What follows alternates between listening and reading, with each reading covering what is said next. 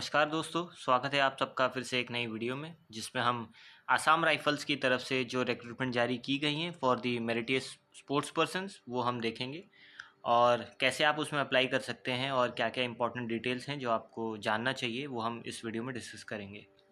तो इस वीडियो को पूरा एंड तक देखें और आपको कोई भी डाउट हो तो मुझे कमेंट बॉक्स में आप पूछ सकते हैं और इस वीडियो को उन सभी के साथ शेयर करें जिनको इस वीडियो की ज़रूरत हो। तो जैसा कि आप देख सकते हैं ये जो नोटिफिकेशन है ये आसाम राइफल्स के तरफ से ही आया है। इनका ऑफिशियल वेबसाइट यहाँ पे मेंशन है इसी पीडीएफ में। आप ये वेबसाइट विज़िट करके ये पीडीएफ आपको मिल जाएगा। ये फॉर्म जो था ये 6 सितंबर 2024 को जारी हो चुका था, लेकिन ये फॉर्म्स का जो ऑनलाइन फॉर्म फिलअप है वो 28 सितंबर से शुरू हुआ है और लास्ट डेट जो है इसका वो है 27 अक्टूबर 2024। ये इसका लास्ट डेट है। याद रखिएगा ये जो आसाम राइफल्स की तरफ से जो रिक्रूटमेंट आई है ये स्पोर्ट्स पर्सन्स के लिए ही है। सिर्फ जो मेरिटियस स्पोर्ट्स पर्सन्स है उनके पास अच्छा खासा अचीवमेंट्स है वो इन फॉर्म्स को भर पाएंगे। तो 28 सितंबर से ये फॉर्म शुरू हो चुका है, आप फॉर्म फिलअप कर पाएंगे। देन नेक्स्ट आगे बढ़ते हैं। तो ये जो रिक्रूटमेंट है ये फर्स्ट रैली है, रैली आपका होगा। अगर आप उसको क्वालिफाई करेंगे तो आप फर्दर प्रोसेस में जाएंगे और टोटल इसमें जो वैकेंसीज़ इन्होंने जारी की है वो है 38 vacancy for both male and females. जिनके पास अच्छा खासा स्पोर्ट्स में अचीवमेंट्स है वो इस पोस्ट को ज्वाइन कर सकते हैं एज अ राइफल मैन और rifle women general duty GD के लिए है ये वैकेंसी। देन आप देखते हैं आप कौन कौन से डिसिप्लिन के होने चाहिए जो आप इन फॉर्म्स को भर पाएंगे। तो यहाँ पे कुछ उन्होंने गेम्स लिए हैं। यहाँ पे इस कॉलम में आप देख पाएंगे एथलेटिक्स है, 400 metre, long jump, javelin, fencing, football, archery, badminton, shooting, judo and karate. तो टोटल 38 वैकेंसीज आउट हुई हैं। मेल एंड फीमेल सबके लिए वैकेंसी है हर एक स्पोर्ट में। लोकेशन जहां आपका ये रैली कराया जाएगा वो होगा हेडक्वार्टर्स IGAR कोहिमा नागालैंड। तो ए से लेके डी तक जो गेम्स हैं यानी एथलेटिक्स से लेके आर्चरी तक उन गेम्स वालों का जो कैंडिडेट्स होंगे जो वो ये गेम खेलते होंगे उनका जो रैली होगा वो नागालैंड में होगा यानी कोहिमा में। और बैडमिंटन से लेके कराटे तक यानी ये जो 4 गेम्स हैं उनका होने वाला है Assam rifles training centre and school Dimapur Nagaland. तो दोनों का नागालैंड में ही है लेकिन लोकेशंस अलग अलग हैं। टोटल 38 पोस्ट के लिए वैकेंसीज हैं। वेबसाइट वही है assamrifles.gov.in। तो आप ये वेबसाइट विजिट करके इन फॉर्म्स को भर सकते हैं। देन बात करेंगे हाउ टू अप्लाई। तो ये जो फॉर्म्स है ये सारे ऑनलाइन मोड में ही आपको भरना है, कोई भी और दूसरा प्रोसेस नहीं है। आप अगर पेमेंट करेंगे तो SBI काउंटर्स हैं, आप वहाँ से भी पेमेंट कर सकते हैं। ऑनलाइन रिसिप्ट आपका जनरेट हो जाएगा। तो जैसा उनका पॉलिसी होगा उसी हिसाब से ये आपका मेडिकल टेस्ट भी ले लेंगे। In case of non-uploading of receipt challan during online registration, the candidature of the such applicants will be rejected। अगर आप चालान को ऑनलाइन रजिस्ट्रेशन के टाइम अगर आप अपलोड नहीं करेंगे तो आपका जो कैंडिडेचर है वो ये रिजेक्ट कर देंगे। और आपको जो ये इन्फॉर्मेशन पास करेंगे कि आपको और इम्पॉर्टेंट डिटेल्स जो आपको भेजेंगे वो आपके फ़ोन नंबर या ईमेल आईडी पर ही देंगे। तो आपको अपना फंक्शनल ईमेल आईडी और फ़ोन नंबर देना है और सही देना है क्योंकि वो आपको उसी के थ्रू कांटेक्ट करेंगे। फर्दर डिटेल्स आपको इसी वेबसाइट पर मिल जाएगा assamrifles.gov.in। बात करें एप्लीकेशन फ़ी का, तो एप्लीकेशन फ़ी में आपको नॉन रिफंडेबल फ़ी देना है जनरल एंड OBC कैंडिडेट्स को, जिसमें 100 रुपये ये फ़ी लेंगे, ये आपको रिफ़ंड नहीं होगा। The fee will be deposited online by the candidate into SBI current account number. इस अकाउंट नंबर पे आपको ये फ़ी डिपॉजिट कर देना है in the favour of recruitment branch. Favour of में आपको लिखना पड़ेगा recruitment branch, headquarter DGAR Shillong, ये उनका एड्रेस है।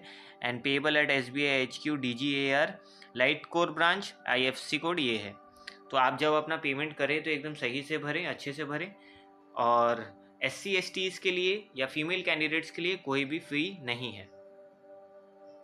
अब आगे ये देखते हैं कि आपके पास ऐसे कौन कौन से अचीवमेंट्स होने चाहिए जिसके बिहाफ पर आप ये फॉर्म्स को भर पाएंगे।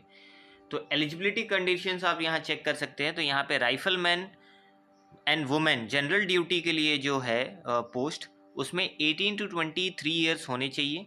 5 ईयर्स का या फिर जो रेस्पेक्टिव कास्ट का जो एज रिलैक्सेशन होता है वो आपको मिलेगा ही।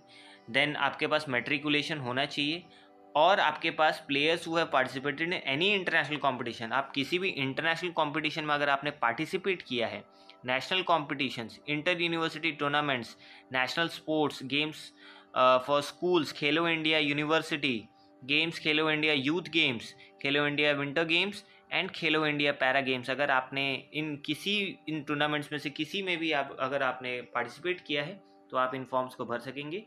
ये इनका एलिजिबिलिटी क्राइटेरिया है। देन आपके पास ऐसे कौन कौन से अवार्ड्स होने चाहिए, यानी ऑथोरिटी अवार्डिंग सर्टिफिकेट आपके पास किन किन का होना चाहिए, तो ये यहाँ पे मेंशन्ड है। इंटरनेशनल कंपटीशन अगर आपने खेला है तो आपके पास जो सर्टिफिकेट होना चाहिए वो होना चाहिए secretary of national federation of the game concern. National competition अगर आपने खेला है तो सेक्रेटरी ऑफ नेशनल फेडरेशन और secretary of state association of the game concern. Inter university tournaments अगर आपने खेला है तो डीन ऑफ स्पोर्ट्स और the other officer in overall charge of sports of university concern. Then national sports games for schools, आपके पास director और additional joint और deputy director in overall charge of games, इनके पास से आपको सर्टिफिकेट होना चाहिए। And Khelo India university games, Khelo India youth games, Khelo India winter games and Khelo India para games में आपके पास officer designated, officer in-charge from sports authority of India SAI से, या फिर for Khelo India university and Khelo India youth games, Khelo India winter games, Khelo India para games. तो आपके पास अगर इनमें से किसी का भी ऑथोरिटी अवार्डिंग सर्टिफिकेट है तो आप इसमें अप्लाई कर पाएंगे। मेरे पास हमेशा ये कमेंट आता है कि वो दूसरे ऑर्गेनाइजेशन से अगर उन्होंने ये सर्टिफिकेट्स लिया है, अगर वो ऑथराइजिंग नहीं है, ये कंसिडर नहीं कर रहे हैं, तो आप इन फॉर्म्स को नहीं भर सकते हैं। जो इन्होंने मेंशन किया है आप उनसे ही फॉर्म भर पाएंगे और कोई आपके पास ऑप्शन नहीं है। एज लिमिट आपको दिया गया है 18 से 28 साल, फॉर जनरल एंड ओबीसी 18 से 28 साल है, एंड SC STs के लिए 18 to 33 है, और साथ में रिलैक्सेशन और भी है। आपको अपना एजुकेशन क्वालिफिकेशन का जितना भी डिटेल्स है आपको सही देना है। ओनली मैट्रिकुलेशन और हायर सेकेंडरी स्कूल सर्टिफिकेट आपको एक्सेप्ट किया जाएगा, उससे हायर डिग्री अगर आपके पास है तो वो कंसिडरेबल ही नहीं है, तो आप ना ही दें तो अच्छा है। जितना भी क्वालिफिकेशंस आप दे रहे हैं वो सर्टिफिकेट्स और मार्कशीट्स आपका वो चेक करेंगे at the time of joining, यानी वेरिफिकेशन प्रोसेस होगा। और साथ ही साथ अगर कोई बच्चा रिलैक्सेशन ले रहा है SC STs का या OBC का, तो उनको अपना सर्टिफिकेट प्रेस्क्राइब फॉर्मेट में इनको देना पड़ेगा। ऑर्डर ऑफ प्रेफरेंस जो भी है यहाँ पे आप इसको देख के भरेंगे, वो आपके हिसाब से ही होगा।